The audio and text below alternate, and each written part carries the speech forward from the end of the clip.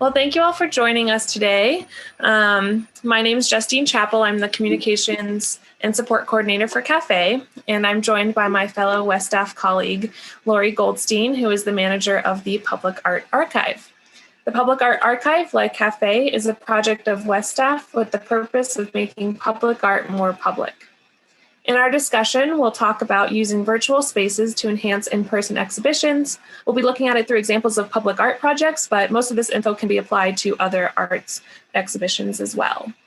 We'll also look at how organizations are leveraging their public art collections and projects in the Public Art Archive to showcase important works. So with that, we are ready to get started, and I'd like to welcome Lori, manager of the Public Art Archive. And Lori, I'd like to start by asking you if you could tell us a little bit more about PAA and what you do.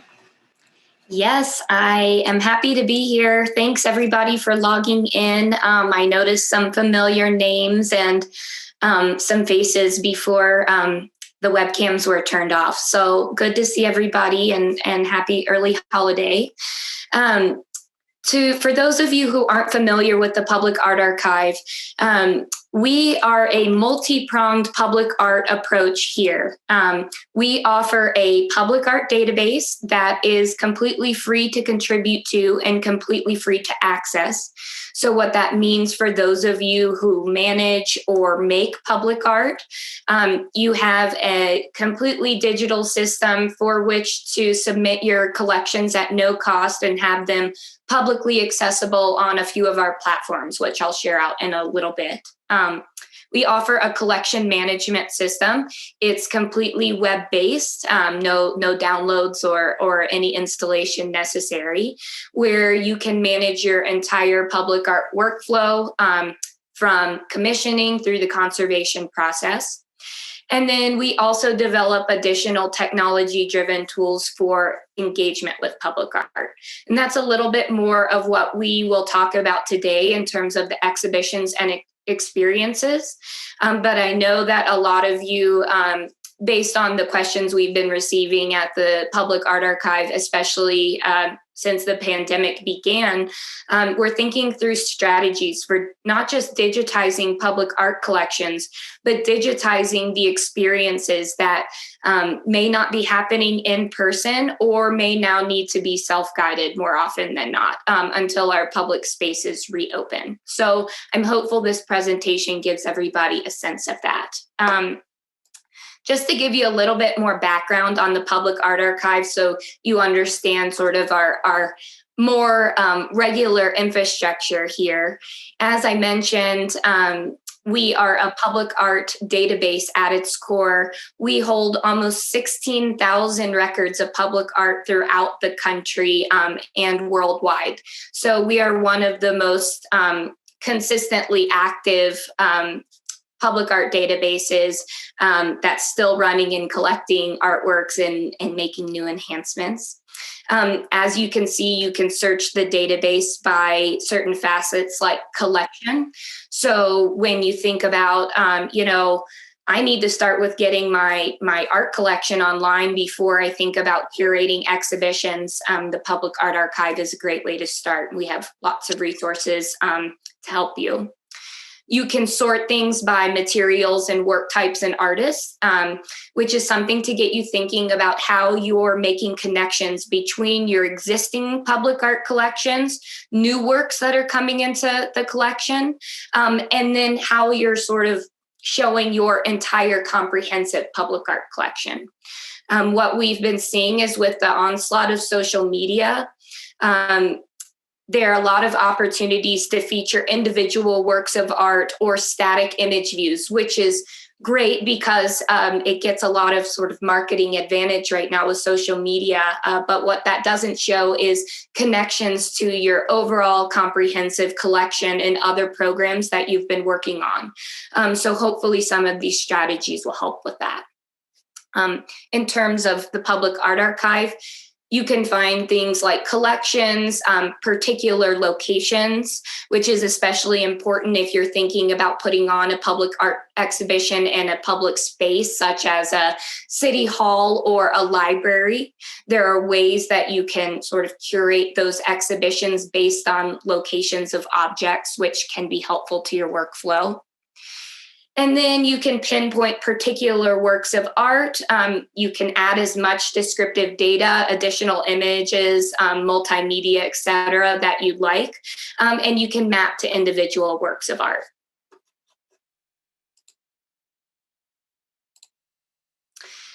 We also have a location-based web app that's all about finding the nearest artwork to your current location or to as a particular destination that you want to type in. Again, this is all resources that are available at no cost. So when you're thinking about putting on public art exhibitions or thinking about creating access to your collections, it's definitely great to consider the Public Art Archive as one of your repositories or an additional repository. So you're always thinking about creating additional access points for the public that might not be aware of your program and maybe just doing a Google search for public art programming or arts programming in your community. We'll go back to talking about multiple access points, but I think that's a really important piece to continue hitting on. A lot of times we work with organizations that only want one point of access, like their own website, so that they can drive traffic. But we found that a lot of times that's a barrier to access because people aren't 100% aware that those organizations exist when they want to learn more about an artwork that they might have come across spontaneously. Here are just some examples of some fun things that we've done with our mapping. These are part of the city of Austin's public art collection. And as you can see, this is our more map-friendly view where you can start creating connections between particular artworks. And again, from these maps, you can also pare down to particular works of art and give people opportunities to go see artworks in person or virtually. So again, we'll go back to this, I believe, with the interview. But when you're thinking about creating these exhibitions in person, now with the state of the world and also best practice in developing public art experiences, considering the virtual platform when you're putting these experiences together is something really important to do from the onset, because you want to start thinking about all these different access points, especially in the digital realm, which is likely how you're marketing these experiences as well. So I'm going to leave it at that for sort of introducing the Public Art Archive and get the rest of the interview started. Great, thank you so much. Yeah, so I'd like to ask you some questions about some of the recent projects you've been working on recently that offer public art exhibitions and experiences in a virtual space. I can imagine many organizations these days are pivoting to virtual spaces. I think that's, clear to everyone. But could you just let us know a little bit about these projects that you're working on? I can. So I'm going to pivot now quickly to a live version on the web. I hope everybody can see Lives That Bind, a restorative justice installation. For the interview, I'm going to focus on two of these experiences that we've worked on. They're very different approaches, but they're wonderful exhibitions that were organized and curated by Santa Monica Cultural Affairs for this first exhibition, and Mural Arts Philadelphia for the second exhibition that I'm going to show. And again, throughout the interview, we'll sort of jump back and forth between these pieces. But I'm taking this approach to show you these particular exhibitions because this first one, in a sense, mines the existing collection and puts together a public art exhibition based on artworks that were largely already a part of Santa Monica's public art collection. So For those of you that are maybe struggling with budget or resources, or finding new ways to program and activate your existing collection, I would highly recommend taking a look at this particular exhibition. And I know Justine will follow up with the recording or sort of a follow-up email, and we can provide the links to these exhibitions. It won't go too much into content. Is that something for you to explore on your own? But what's interesting about this Lives That Bind exhibition specifically is that it's physically located in Santa Monica City Hall, but that is temporarily closed to members of the public. So how does that affect public access of our public works? Well, it doesn't affect it very positively, but luckily with digital public art collections, you're still able to access information to the collection. Just a little bit more background about this specific exhibition. Basically, the curator, after all the recent events that have occurred in our country, and specifically after the events surrounding George Floyd's murder, I believe that the city really wanted to focus in their own way on how they were approaching restorative justice in their own collection and their own practice. And here you see them looking into their own collection to pull out artworks that talk about underrepresented communities, that talk about identity, artists, representation, and what that means to the bigger municipal landscape. So they paired artworks that were part of their existing collection with new works that were recently added to the collection. So as I can scroll down, you can see the exhibition experience that we created. A few pieces that we did, instead of things like a long scrolling vertical static text, which we see a lot of online, mostly because of technology infrastructure, issues and limitations. We were able to build out some custom content and some custom functionality that would engage users a little bit deeper than sort of mindless and endless scrolling. So that's also something we'll go back to. But thinking about how much text you're adding and the user experience with that is something that we always like to think about. In terms of ways that this has been put together as a comprehensive exhibition. We have all the artworks, and as you scroll down, you can access any of the artworks.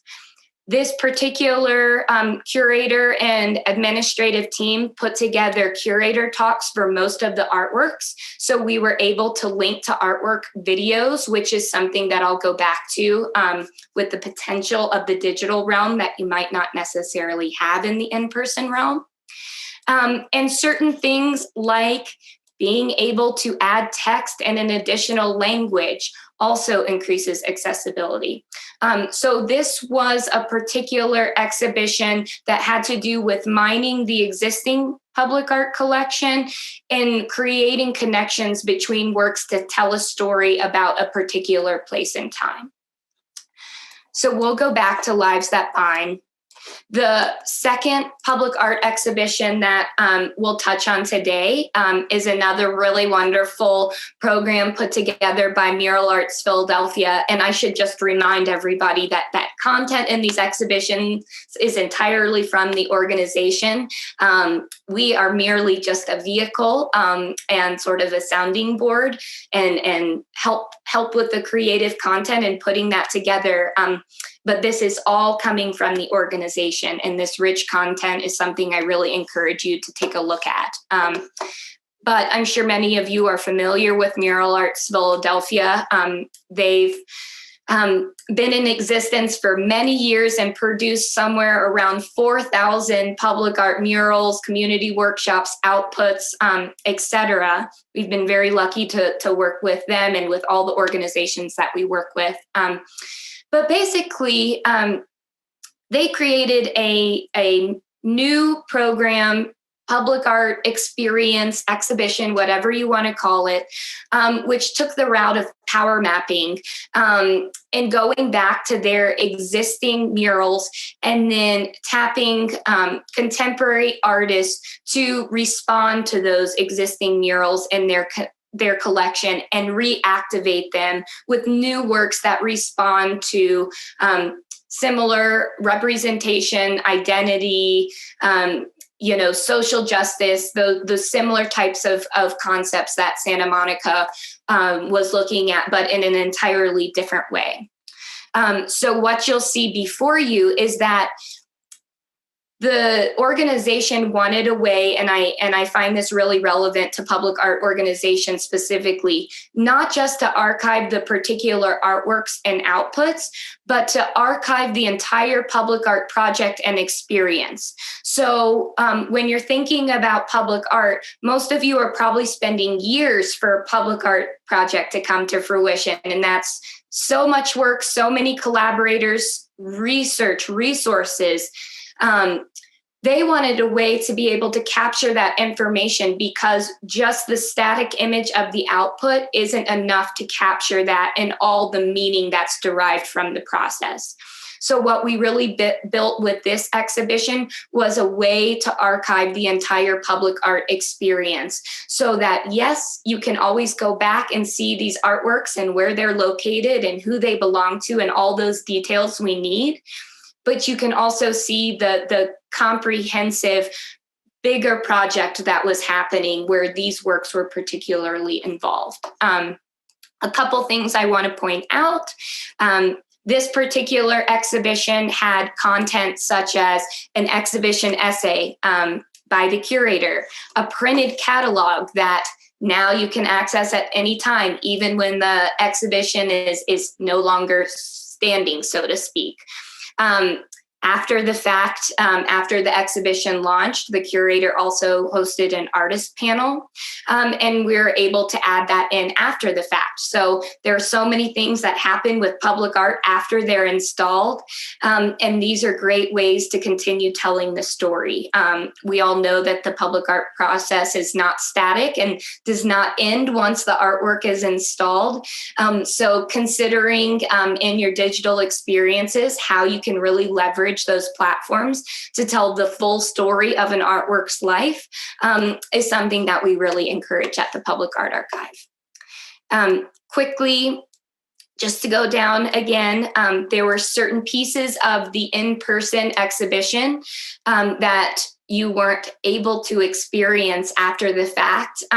And so we tried our best to match potentially what those looked like. So if there were projections, we tried to find a way to activate how those projections would have looked on the existing mural sites.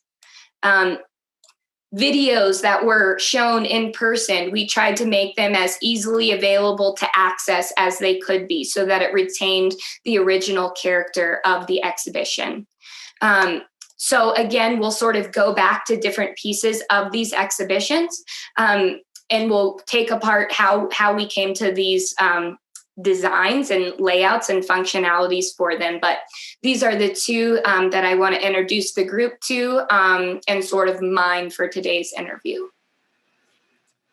Great. I love those two examples because they're more than just a virtual exhibition. They're really an entire experience, and it really shows how much you can do with the virtual space. So for those joining us today who may or may have not put together a virtual exhibition experience project, what are some key things to consider when making one of these? Yes. Okay. So I also have some handy dandy slides that should be able to help you think through current projects you're working on, or maybe future projects that you've been thinking about, and maybe sort of experimenting in the digital realm is a first great way to start with anything. So my first questions when developing these and talking to any artist or organization is, one, are you creating an entirely virtual experience? So Are you creating an exhibition where the artworks are never going to be located in the same place, and the exhibition is entirely featured online? Are you mining your existing collections to generate virtual programming? And are you utilizing the virtual experience to exhibit and archive components of the public art process beyond the output? So you saw that a little bit with the last example that I showed. But this is something really important, because how you create an experience digitally that is not meant to complement an in-person experience means that the digital world is really your canvas for curation. And so thinking through how you want people to engage with that particular program or project or collection is really important to think through from the onset. A lot of times we have people ask us for advice about this and decide that they want to use an existing technology framework that they have, which offers a slideshow, for instance.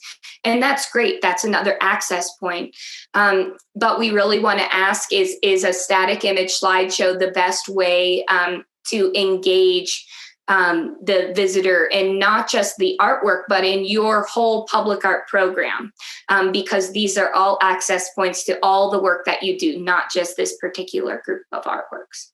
So my first question, is the experience entirely virtual? I know some of that it remains to be determined with the state of the world right now, but it's an important question to ask. The next question I would ask is, and of course, your answer could be either or, both. Is this online experience built to enhance the in-person experience? So what I mean by that, for instance, is something like what I showed in Santa Monica. While this is a completely virtual experience right now, eventually it is meant to complement the in-person experience, so that when people do go to City Hall to see these artworks, they're able to get all these artwork details right off their phone. They're able to access the artwork videos right from their phone. So this idea of sort of self-guided and self-curated, but there's still sort of this wonderful looming presence of those that orchestrated the exhibition that are still sort of there in the virtual realm to help guide. The other thing that you, I believe, always want to think about are what are ways that you are going to sustain engagement for this. So a lot of things, again, with social media is it might be easy to generate traffic to a particular post, but how do you make sure that people are continuing to revisit that post and visit the link that you put in relating to that post? So always want to just go back to that sustained engagement piece and think about those access points, and that you're generating access for the long term and not just for a particular point in time. Great. So I guess following up on that,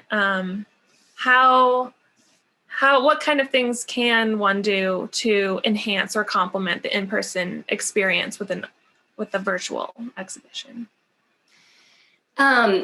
So I believe there are, many reasons to create the digital experience beyond just people can't get into them right now, or you need sort of the digital wing to show these works. But like we talked about before, one of the biggest considerations is, how do you want audiences to engage? How can you leverage the tools that exist before you? And how can you get creative to help showcase this? One of the things that's sometimes a little bit funny is with my role here at the Public Art Archive, I don't work hands-on with art anymore. It's all sort of removed with this digital realm. And for a while, where my creativity lied was totally in the infrastructure of the technology.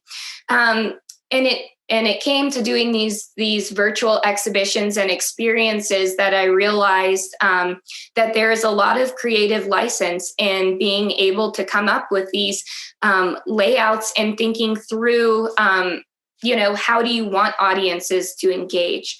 I know a lot of times in the public art world, there's an expectation and sort of maybe a feeling that you always want the artwork and the artist to lead in that creative spirit, which I agree with. But there is a level of curation in the digital realm that needs to be thought through. So when we go back to those key questions of how do you want audiences to engage, you can run through this list. Do you want them to just view it online? Do you want them to go visit in person? Is this an exhibition where you're selling something? If this is for purchase or to fundraise or anything money related, that's going to change the layout of your experience, and that's really going to change the way you want viewers to see and experience the artwork. We have a lot of people looking at these digital platforms for arts education, where you're layering your existing collection with layers of context that may have not been available before. Again, making connections between artworks in the collection, things that might not geographically be sited in the same place, but you can create a virtual exhibition to make those connections for people. One of the other very important points I want to hit on, because we're seeing this all over the public art field, are these temporary events and exhibitions.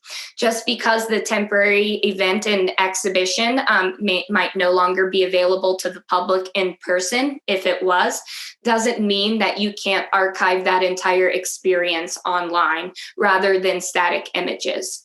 So that's a major consideration we're encouraging people to think right now. And finally, how are you creating a community of interest in other programs the organization develops?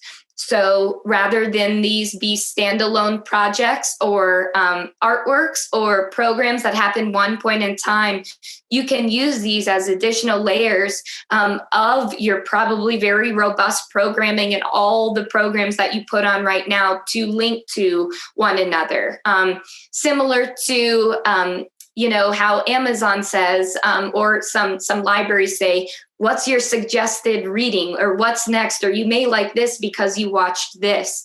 How can you think through that with these online experiences and make it really easy for a user to click and see something else that you've done that they might not have known about? So those are all considerations to take into account before starting. One last piece is really encourage people to leverage existing resources. Even if you have access to budgets and web developers and some custom content design, all of those need to be maintained. So again, making sure that there are duplicate ways to access the information or that the content is hosted in multiple places is important, because it takes a little bit of the onus off of you as staff and puts it on to the partners you're working with on your technology. Great. And what, I know you have some information for us about how to, what kind of materials are good to gather and what will really enhance the online project. What can you tell us about that? Yeah, so I'm calling this Thinking Beyond Images, Plaques, and Gallery Cards. Justine, I think, will give you the good nitty gritty on like the CaFÉ administrative side of things. But what I'm really looking at are what is alternative data that you haven't thought about collecting that might enhance this experience? So yes, you have the opportunity to collect all the information that you would, for your collection management system through CaFÉ as artists apply to different pieces. But what about gathering some of this additional content to really make your exhibition more robust, more inclusive, more accessible, and more reflective of the entire process and not just the particular artworks in the exhibition? So think about collecting information about alternative perspectives. Think about what is normally addressed in the artwork plaque or the artwork details, and how you can add on to that, make that dynamic, and expand on it. I showed you one of my favorite things about Lives That Bind is that they provided text in Spanish as well. The digital platform gives you the opportunity to do that for almost anything that you'd like. And so when we talk about accessibility, that is one of the major points in all technology programs that I'm sure you see in your own systems that you use. Being able to translate everything with the click of a button isn't super easy, but that doesn't mean that the language can't already be there. External links. I know most of you are familiar with collecting things like YouTube links and Vimeo links. What I would encourage you to think about are artist resource materials. What is the research content they're using to come up with these ideas? We notice that a lot of that information generally gets lost in the digital record because organizations are looking to the post-installation pristine image of an artwork to sort of tell its story. But are there ways that you can utilize all the work that the artist and the organization has done to research the site, to talk about the interviews they did with the community, to really show the entire process of not this exhibition, but of how your organization works and the due diligence it does to put these artworks in the community? And then the other thing is, what's great about CaFÉ is that you can get a lot of this information with your call. And of course, you can go back with your invited artists and ask for more information and communicate with them.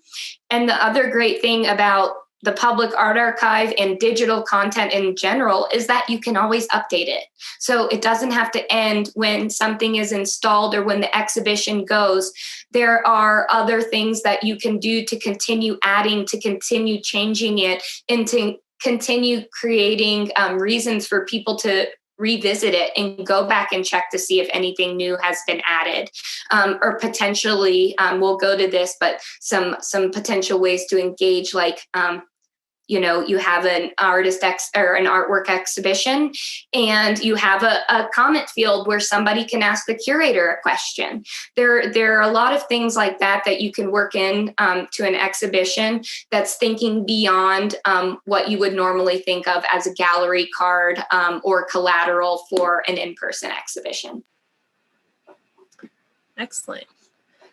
So I guess getting back to basics then, what information do you have about the actual materials that do need to be gathered that we don't forget about, even if we do add some of these extra considerations and information? So in terms of the basics of it, all of that is probably generating from what you normally use CaFÉ for. Artist info. One thing we find lately, and I'm sure a lot of you have found this too, that artists don't just want you to link to their website. They want social media, right? They want ways that you can see wherever their body of work is. And a lot of people are keeping their body of work on their Instagram pages. So we are seeing a desire to collect more of that information beyond the artist website. So I would consider asking for that information from the onset. Not that you have to publish it, but having access to that is important. One thing I want to point out is an artist bio. That's generally up to the organization. I know a lot ask for artist statements. A lot of members from the public, though, when they see artwork, they generally like to know more about the artist, and whether that's part of your comprehensive exhibition or the way you want to curate it or not is entirely up to you. But getting that information and having that from the onset, I think, is important, so you don't have to go back and wait for an artist to perfect their bio or update typos or change it because a show has changed. It's ready to go and available to send to a member from the public should they ask. Of course, all sorts of artwork details. That is largely dependent on what type of exhibition you're putting together, if you're doing a call for proposals or a call for qualifications, all that good stuff. Images, multimedia, external links. The one thing I really wanted to touch on here again is the fact that hosting videos and large files on your own websites is going to change the load time and affect the user experience. I'm sure we've all experienced that. So leveraging free resources like YouTube or Vimeo or the artist's own YouTube pages is a great way to save that space and save that loading time on your own site. We use it at the Public Art Archive just because it speeds improvement. So I would always encourage you to host large digital files like this. They also offer other access points that people can come to, which again is very important. The other thing I wanted to touch on again are those research resources, especially today when people are engaging more closely with how did this artwork get here, not just in the monuments conversation, but in these entire collections. Finding ways to gather that material that the artist used or referenced or the organization did use might be something important to collect from the onset. Major key point for anything going online is the copyright holder. We never want to disturb the copyright holder. So always collect the photographer's name or studio or who the image holder, the rights for the image holder is from the onset, because that can be really tricky to track down after the fact. And you don't want people using an artist's image wrongfully when it could have been protected.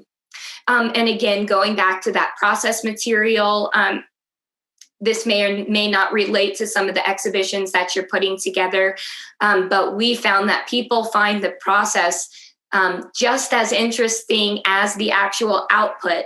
So finding ways to incorporate those pieces into your existing digital collections and growing them into these exhibitions that highlight particular projects is great. And if you can do it all in CaFÉ, that's great. But these are also notes that you can use on your own when you go and contact your artists. Great, thank you. So like Lori mentioned, I am going to tie this back to CaFÉ really quickly.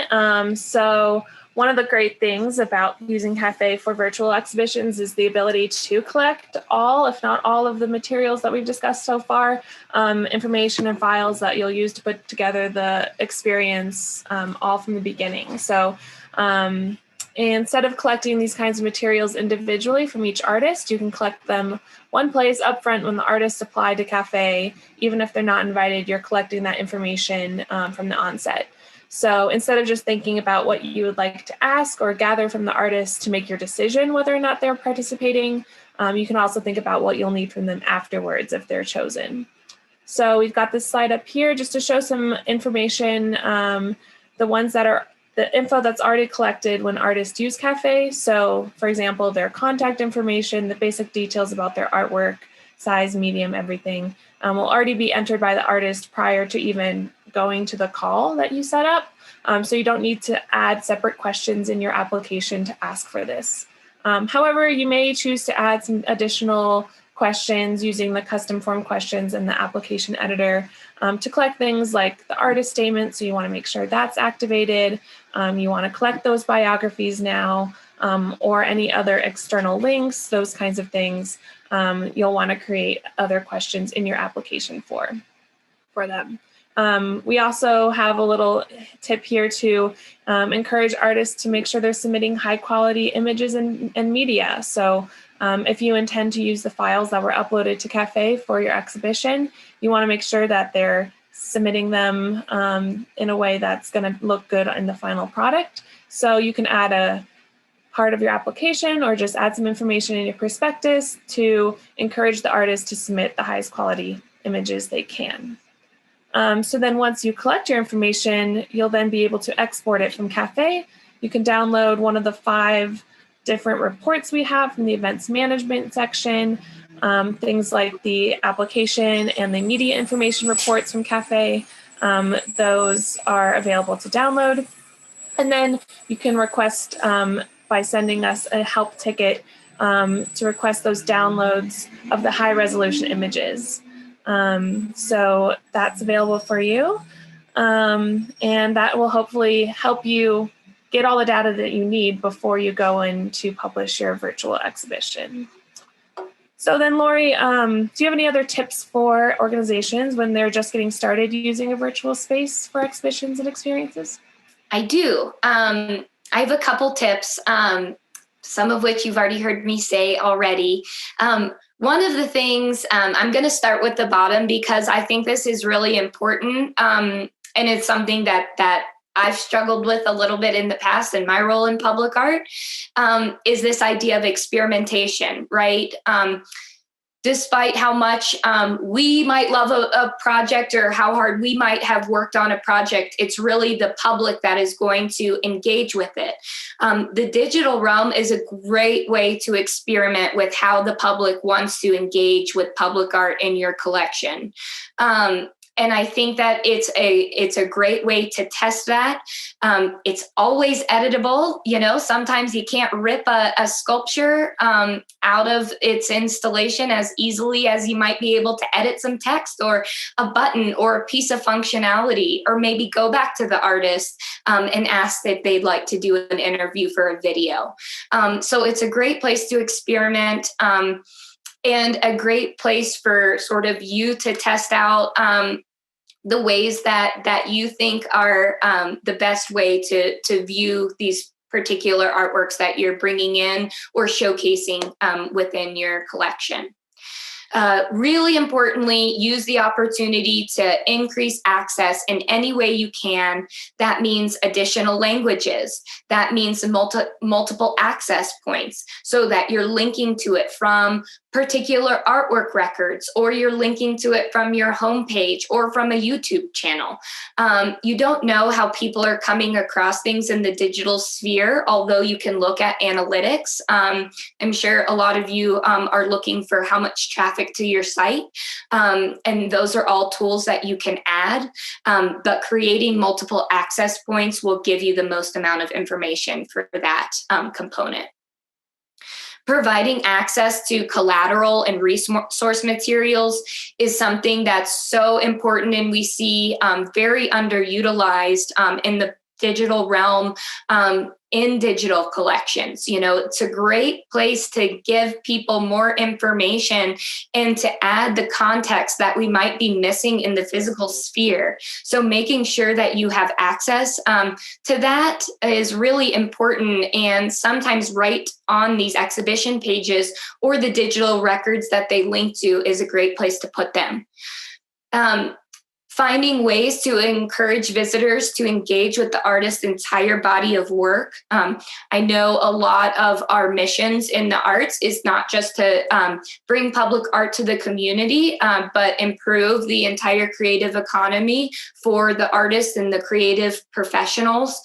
So making sure that every chance we get, we allow the artists body of work to be seen, not just the artworks in our particular collection, I believe is important. It's something that we prioritize at Public Art Archive. And it's something that's really important to artists right now when they're trying to find ways to get their larger body of work out. Encourage visitors to engage with the organization's entire body of work. As we spoke about, this particular experience or exhibition that you're looking to create is probably just one tiny facet of the hundreds of responsibilities I know all of you have when you work in the arts or specifically public art field. So leverage these opportunities to point to other projects that you're working on. They don't have to be standalone pieces within themselves. They are connected to your larger mission and values. And so make sure you're pointing to that. So any opportunity a visitor gets, they can connect with your program. Again, utilize no-cost opportunities for content hosting. That's YouTube, that's Public Art Archive. that's links from your website, that's social media, get it out as far as you can go. And then one thing I always like to remind people in the digital world, whether you're creating it or somebody else is, test it, test it, test it. What it looks like on your screen, I can confirm is not what it's going to look like on somebody else's screen 100% of the time. So what I like to do when I'm creating these is ask either a friend or a family member who is not familiar with the digital realm, or maybe even the work that you're doing, to test out what you're creating and see if they can use it and engage with it. That's a free service. I'm sure a family member or a friend will do it at no charge. So definitely offer those opportunities. Look at it on your phone, look at it on your desktop or your laptop.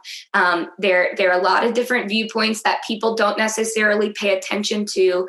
And that's really important when you're thinking about how you want people to engage. The other tips, and I'm sorry I skipped over this slide, and this is a bit of a plug for Public Art Archive itself, but it's also important in your own workflows, whether you use Public Art Archive or your own spreadsheets or your own collection management systems, is archive the exhibition. So we see a lot of people putting together wonderful exhibitions or curated content, and they don't save a copy of how those works came together or why.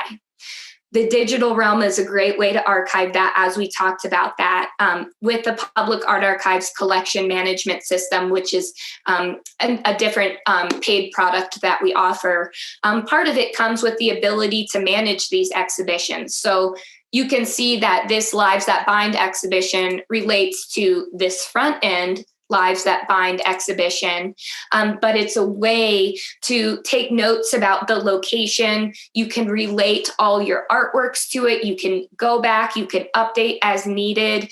You can catalog attendance, web addresses, any of this kind of information that you probably want to keep and maybe report out on for budgeting purposes, or just to figure out what your community likes.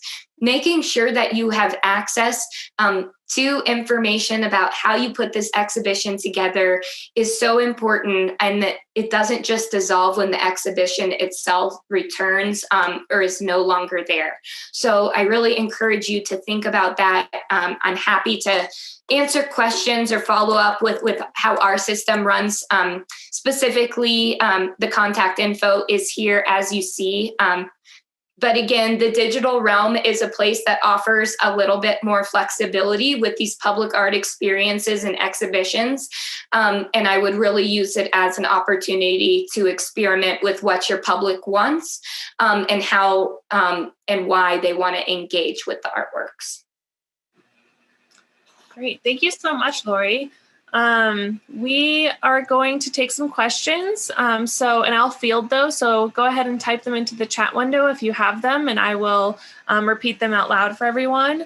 But I guess since we don't have any questions currently in there now, I have a couple for you, Lori, as folks think of questions. If you could just tell us about the Public Art Archive, and can any public art program join PAA, and if there's other ways to participate if they're not able to commit to the collection management system you have. Yes.